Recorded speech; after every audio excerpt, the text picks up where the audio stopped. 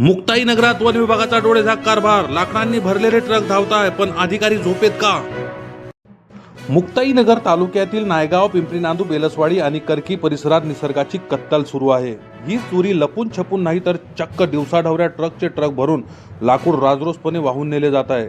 मग प्रश्न उभा राहतोय की आमचा वन विभाग नेमकं कोणाच्या आशीर्वादाने गप्प आहे?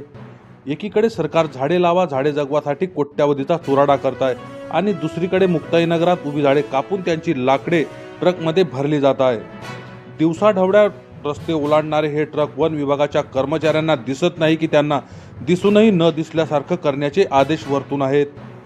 वृक्षप्रेमींचा थेट आरोप आहे की या वृक्षतोडीमागे मोठे आर्थिक व्यवहार दडलेले आहेत. कारवाईचा बळगा उचलण्याऐवजी वन विभाग केवळ प्रेक्षक बनून का पाहत आहे? वन विभागाच्या या सुस्त कारभारामुळे परिसरातील जंगल आता मैदान होऊ लागली आहेत. या लाकडांच्या ओढक्यांसोबत प्रशासनाची नैतिकता वाहून चालली आहे का? वरिष्ठ अधिकारी यावर कारवाई करणार की तेरी भी चूप और मेरी भी चूप म्हणत ही कत्तल अशीच सुरू राहणार? आता तरी प्रशासन जागे होईल का? हाच मोठा प्रश्न उपस्थित केला जात आहे.